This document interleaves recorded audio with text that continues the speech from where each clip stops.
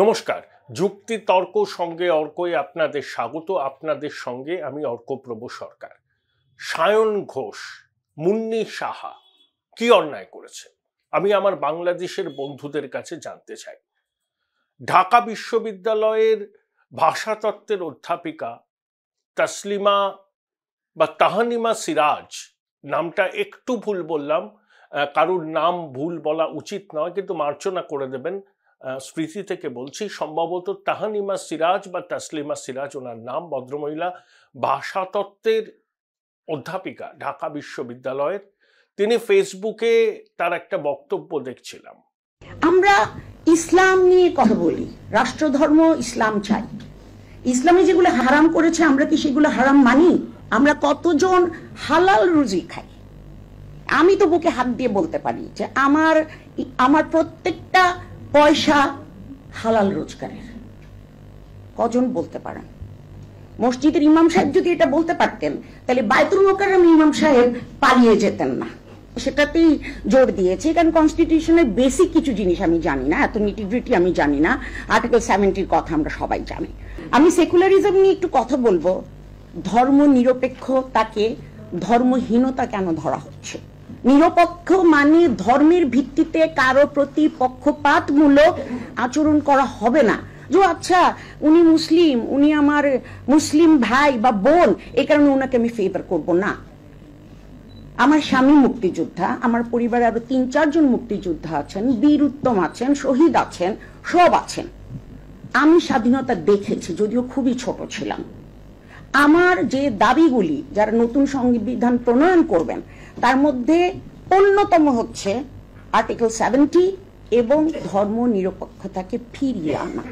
এই কথাটা বলার জন্য আমি আপনাদের কাছ থেকে ইন্ডেমনিটি চেয়ে নিলাম, কারণ আমি ঢাকা ইউনিভার্সিটিতেও যেখানে খুবই নমস্য ছিলাম সবার জন্য, রিসেন্টলি আমি অনেস্টলি কথা বলেছি, তাই আমাকে অনেক কিছু নাম দেওয়া হয়েছে।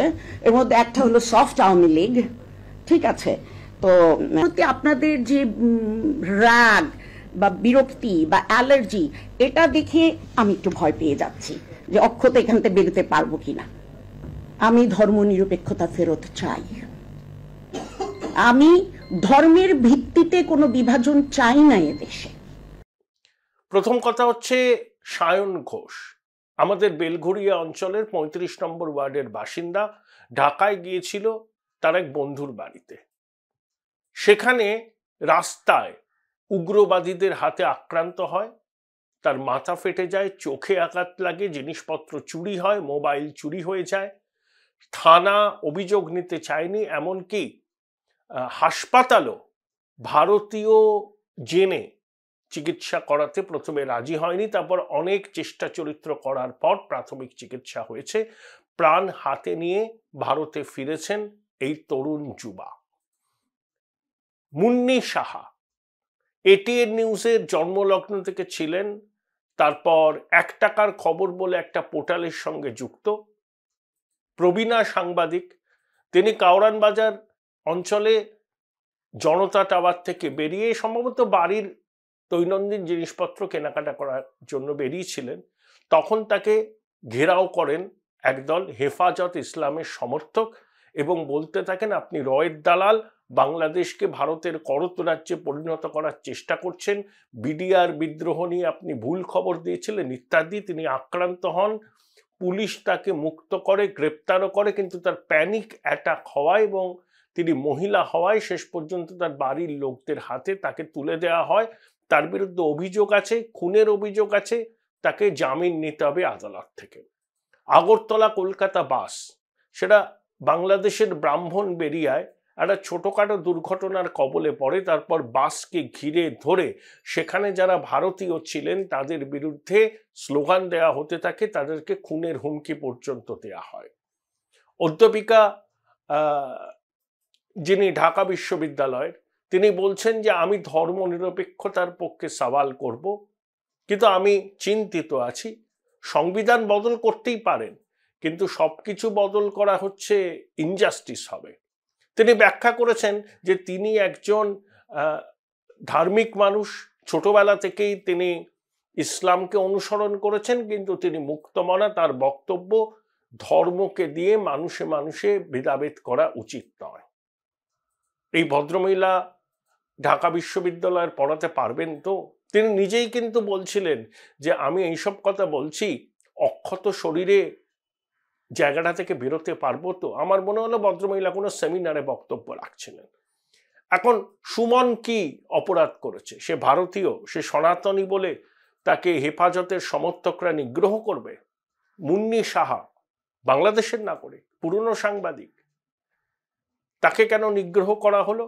আসলে হিন্দু মানেই কি রয় রেজেন, ভারতের দালাল? আবার ইউনুস বলছেন এখানে ধর্ম কোনো ব্যাপার নয়, সবাই বাংলাদেশের নাগরিক, সবার বাংলাদেশের উপর সমান অধিকার। এইসব ছেলে বুলোনো কথার কোনো কি মানে আছে? আসলে ইউনুস এবং তার অন্তর্বর্তী সরকার যে কথাগুলো বলছে বাস্তবের রুক্ষ মাটিতে তার কোনো প্রতিফলন নেই। বাংলাদেশ জিহাদি জঙ্গিদের হাতে চলে গেছে। সারা বিশ্ব বাংলাদেশ নিয়ে উদ্বিগ্ন, এমনকি জাতিসংঘেও সংখ্যালঘুদের নিরাপত্তা নিয়ে আলোচনা সভায় বিভিন্ন দেশের মানুষ বাংলাদেশে ঘটে চলা সংখ্যালঘু নিধনের উপর মন্তব্য করছেন।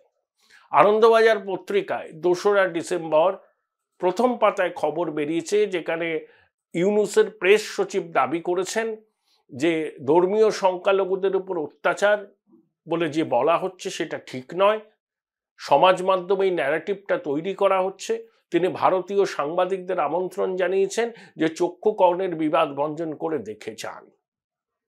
এই সমস্ত কথার আর কি কোনো প্রয়োজন আছে? বাংলাদেশে কি চলছে আমরা কি কিছুই জানি না? বাংলাদেশের হিন্দুরা যে দ্বিতীয় শ্রেণীর নাগরিক, তাদের যে ধীরে ধীরে এথনিক ক্লেনজিং এর রাস্তায় নিয়ে যাওয়া হচ্ছে, এটা নিয়ে কি কারুর মনে কোনো সন্দেহ আছে? যতই ইউনুস এবং তার অন্তর্বর্তী সরকারের উপদেষ্টারা মিথ্যা কথা বলুন না কেন, বাস্তবটা হলো এই, বাংলাদেশে ধর্মীয় সংখ্যালঘুদের, বিশেষ করে হিন্দুদের নিশ্চিহ্ন করার পরিকল্পনা চলছে। পিরিয়ড। আসলে সমস্যাটা কি জানেন? যে সমস্ত দেশে মুসলমানরা সংখ্যাগরিষ্ঠ সেখানে গণতন্ত্র অত্যন্ত দুর্বল, আর ধর্মনিরপেক্ষতার ধারণা তারা ঠিক আত্মস্থ করতে পারেন না। দেখুন আমাদের পড়োশী পাকিস্তান, ওখানে গণতন্ত্র বলে কিছু নেই, ফেল স্টেট, সেক্টেরিয়ান ভায়োলেন্স থেকে টেররিস্ট অ্যাটাক সবকিছুই হচ্ছে বাংলাদেশ এই পাকিস্তানে। খুব লাফিয়েছিল পাকিস্তান ক্রিকেট কন্ট্রোল বোর্ড যে তারা আইসিসি তাদের দেশেই করবে, ভারতকে আসতে হবে। ভারত 82 শিক্ষার থাপ্পড় মেরেছে, বলেছে না হাইব্রিড মডেল হবে, দুবাইতে ভারতের খেলা হবে। ভারত যদি ফাইনালে ওঠে তাহলেও সেই খেলাটা দুবাইতে হবে।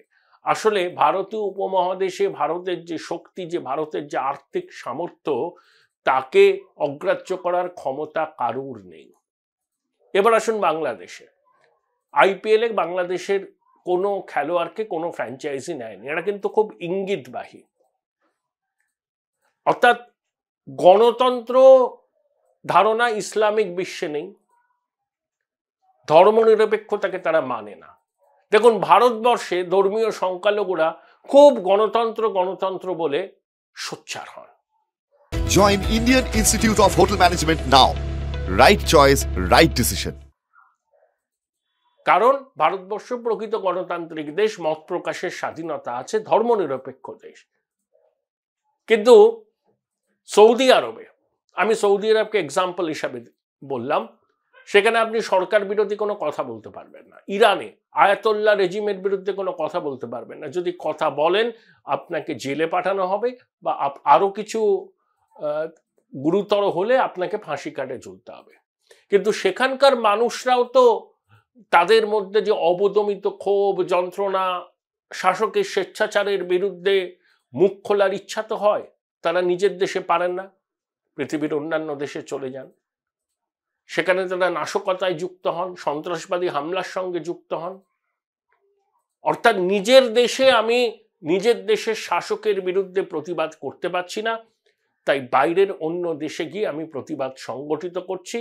আমি ইসলাম বিপন্ন, আমার পবিত্র ধর্মগ্রন্থকে অসম্মান করা হয়েছে, এইটাকে ইস্যু করে আমি সন্ত্রাসবাদী হামলা চালাচ্ছি। এটাকে বলা হয় গ্লোবালাইজেশন অফ টেরর।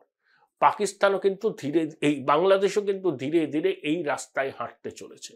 যেভাবে অন্তর্বর্তী সরকার প্রতিদিন নিয়ম করে বলে আসছেন যে ধর্মীয় সংখ্যালঘুরা এখানে খুব ভালো আছেন, আগের থেকে ভালো আছেন, সংবাদ মাধ্যম অতিরঞ্জিত করছে ভারতের মিথ্যাচার, ভারত কেন নাক গলাচ্ছে বাংলাদেশের অভ্যন্তরীণ বিষয়ে, একটা কথা দর্থহীনভাবে বলে রাখা ভালো আমার বাংলাদেশের বন্ধুদের, আপনাদের দেশের লোকজন ধর্মীয় সংখ্যালঘুদের বলেন রয়ের এজেন্ট, ভারতের দালাল।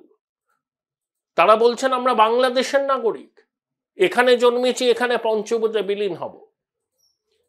তারা নিজেদের জন্মভিটে ছাড়তে চাইছেন না, কিন্তু তাদের জোর করে উচ্ছেদ করার পরিকল্পনা হচ্ছে।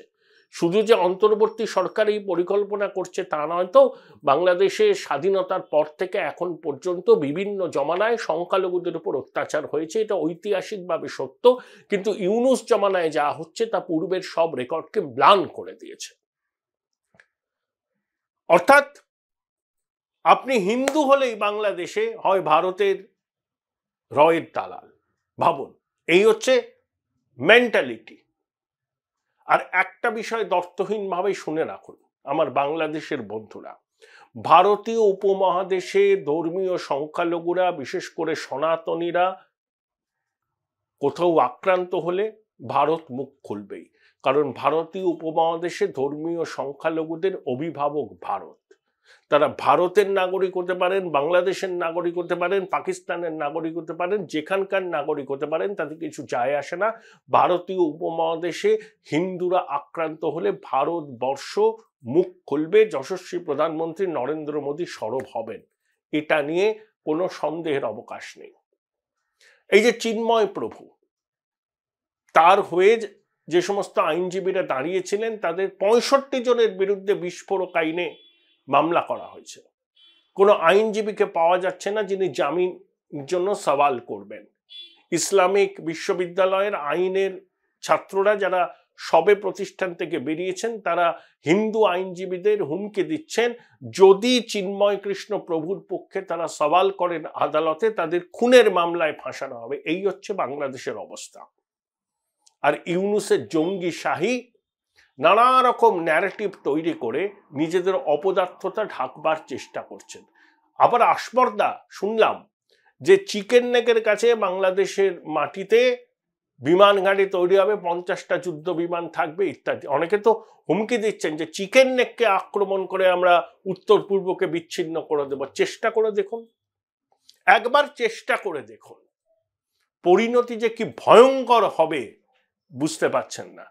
পাকিস্তান বুঝে গেছে সার্জিক্যাল স্ট্রাইক কি। যদি প্রয়োজন হয় ভারতের অখণ্ডতার উপর যদি কোনো রকম হামলা করার চেষ্টা হয়, ভারত মুতোর জবাব দেবে, জেনে রাখুন। তখন আমরা বিশ্ব জনমত টনমত ওইসব কিছু শুনবো না। আমাদের ভূখণ্ডকে আক্রমণ করার পরিকল্পনা হলে মুতোর জবাব হবে। সার্জিক্যাল স্ট্রাইকের থেকেও বেশি কিছু হতে পারে। আমরা সম্প্রতি হাইপারসনিক মিসাইল তৈরি করেছি, শব্দের থেকেও যার গতিবেগ বেশি, 1500 কিলোমিটার লক্ষ্যমাত্রা। আর কিছু বলার আছে? নিউক্লিয়ার পাওয়ার, ভারতের সেনাবাহিনী অত্যাধুনিক সমরাস্ত্রে সজ্জিত, তাকে একটা পুচকে দেশ হুমকি দেবে যে চিকেন নেক আক্রমণ করে উত্তর পূর্ব থেকে ভারতকে আলাদা করব? স্পর্ধা আছে? সাহস পান কোথায়? সাবধান হয়ে যান, সতর্ক হয়ে যান। ভারতের ধৈর্যের পরীক্ষা নেবেন না। আমরা ধৈর্যের পরীক্ষা দিয়ে আসছি। এখনো কূটনৈতিক স্তরে আমরা বলছি ধর্মীয় সংখ্যালঘুদের উপর নিপীড়ন বন্ধ করুন, কিন্তু আমাদেরও কিন্তু একটা সহ্যের সীমা আছে। জল যদি মাথার উপর দিয়ে বয়ে যেতে শুরু করে তখন কিন্তু পরিণতিটা ভালো হবে না। ইতিমধ্যেই ভারতের জনমত তীব্র হচ্ছে। ভারত সরকার আরো কঠোর পদক্ষেপ নিক বাংলাদেশের বিরুদ্ধে, কিন্তু আমরা প্রতিবেশীর সঙ্গে সব সময় সদ্ভাব রেখে চলতে চাই। অনেকে বলছেন কেন সাপ্লাই লাইন বন্ধ করছেন? আমরা বলছি না, এখনো করব না। বাংলাদেশের সাধারণ মানুষকে কষ্ট দেব কেন আমরা? কিন্তু বাংলাদেশের সাধারণ মানুষকে বুঝতে হবে ভারতের এই ঔদার্য ভারতের দুর্বলতা নয়, ভারতের নেভার ফার্স্ট পলিসির এটা একটা উদাহরণ মাত্র। বাংলাদেশকে আমরা নিত্য প্রয়োজনীয় জিনিস যেমন সরবরাহ হয় তেমন করা হবে। আমরা দেখব ইউনূস সরকার কোনো পদক্ষেপ নেয় কিনা আগামী কয়েকদিনের মধ্যে। যদি দেখা যায় যে পরিস্থিতি হাতের বাইরে চলে যাচ্ছে আর ইউনূস সরকার বারবার মিথ্যে কথা বলে ভারতকে আশ্বস্ত করছে এবং বিশ্ব জনমতকে একটা মিথ্যে ন্যারেটিভ দেওয়ার চেষ্টা করছে, তখন জেনে রাখুন এই ভারত চুপ করে বসে থাকবে না। সাপ্লাই লাইন যদি বন্ধ করে দেওয়া হয় বাংলাদেশের অবস্থাটা কি হবে? একটা সায়ন বলে একটা ছেলে, বেলগড়িয়ার ছেলে, সনাতনী ছেলে, সে তার বন্ধুর বাড়িতে গেছে বাংলাদেশে, সেখানে কেন সে উগ্রবাদীদের দ্বারা আক্রান্ত হবে? সে হিন্দু পরিচয় শুনে কেন থানা তার অভিযোগ নেবে না? কেন বিভিন্ন চিকিৎসা প্রতিষ্ঠানে ঘুরে বেড়াতে হবে প্রাথমিক চিকিৎসাটুকু পাওয়ার জন্য? এটাই বাংলাদেশের বর্তমানের ছবি।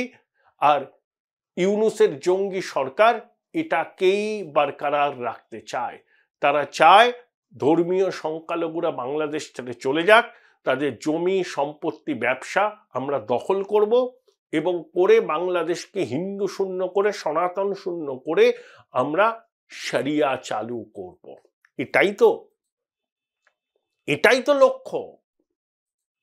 জঙ্গিদের ধর্মপিতা আসিফ নজরুল, হিজবুত তাহরিরের সদস্য, নিষিদ্ধ সংগঠন মাহফুজ, হেফাজত, জামাত, এরা তো এই সরকারের প্রাণ ভোমরা আর ইউনূস এদের হাতের পুতুল। আর ইউনূস ৮৬ বছর বয়সী বৃদ্ধ জীবনের উপান্তে এসে ক্ষমতা ভোগ করছেন। তাদের বাংলাদেশের কি হলো কি না হলো তাতে ওনার কি? উনি ক্ষমতা ভোগ করবেন, ক্ষমতাকে এনজয় করবেন। রাষ্ট্রপ্রধানের মতো ক্ষমতা পেয়েছেন তিনি, যদিও অসাংবিধানিক জনাদেশ নেই এই সরকারের পিছনে। তিনি গণপ্রজাতন্ত্রী বাংলাদেশের মুখ্য উপদেষ্টা, কোনো সাংবিধানিক ভিত্তি নেই। তিনি আবার খোয়াব দেখছেন প্রধানমন্ত্রী নরেন্দ্র মোদীর সঙ্গে শীর্ষ বৈঠক করবেন। আগে আপনি আপনার দেশের সাংবিধানিক বৈধতা অর্জন করুন, নির্বাচনের পর যে সরকার আসবে সেই সরকার বাংলাদেশের সঙ্গে ভারতের কি সম্পর্ক হবে, তাদের কি বিদেশ নীতি হবে সে সম্পর্কে ঠিক করবে। You are no one. আপনার দায়িত্ব শুধু নির্বাচনটাকে সুষ্ঠু অবাধ করে তোলা। প্রতিবেদন দীর্ঘায়িত করব না, শুধু একটা কথা বলি। আজকে বাংলাদেশের যা অবস্থা, যে জঙ্গি জেহাদিরা বাংলাদেশে দাপিয়ে বেড়াচ্ছে, ভারতের বিরুদ্ধে বিষোদ্গার করছে, ভারতীয় নাগরিকদের খুন করার চেষ্টা করছে, এর পিছনে শেখ হাসিনাও দায়ী। তিনি যেভাবে মৌলবাদকে পরোক্ষে প্রশ্রয় দিয়েছেন, যেভাবে মডেল মসজিদের জন্য টাকা বরাদ্দ করেছেন, যেভাবে মাদ্রাসা শিক্ষাকে বিশ্ববিদ্যালয় শিক্ষার সমতুল্য করেছেন, যেভাবে ওয়াজ মাহফিলকে উৎসাহিত করেছেন, এই ফ্র্যাঙ্কেনস্টাইনরা তৈরি হয়েছে। এই ফ্র্যাঙ্কেনস্টাইনরাই বাংলাদেশে হাসিনা সরকারকে উৎখাত করেছে এবং তারা এখন বাংলাদেশের ক্ষমতা দখল করতে চায়। সেনাপ্রধান এদেরকে মদত দিচ্ছেন, সেনার একটা অংশ মদত দিচ্ছে। সেনাপ্রধানের সঙ্গে আমাদের সেনাপ্রধানের একটা ভার্চুয়াল বৈঠক হয়েছিল, তখন ভারতের সেনাপ্রধানের পিছনের দেওয়ালের ছবিতে ছিল মুক্তিযুদ্ধে বাংলাদেশ এই পাকিস্তান ভারত যুদ্ধ ৭১ সালে পাকিস্তান বাহিনীর আত্মসমর্পণের ছবি। তখন ২ সপ্তাহের কাছাকাছি সময় লেগেছিল। এটা ২০২৪ সাল, একটা দিনও সময় লাগবে না বাংলাদেশ যদি বেয়াদবি করে। অর্থাৎ বেয়াদবরা শুনে রাখুন, ধমকে চমকে কোনো কাজ হবে না। চিকেন নেককে বিচ্ছিন্ন করার কোনো মতলব যদি আপনাদের থাকে, কঠিন মূল্য আপনাদের দিতে হবে। এটা নতুন ভারত, এই ভারত চোখ রাঙানিকে বরদাস্ত করে না। আবার একই সঙ্গে প্রতিবেশী দেশের সঙ্গেও বন্ধুত্বপূর্ণ সম্পর্ক রাখতে চায়।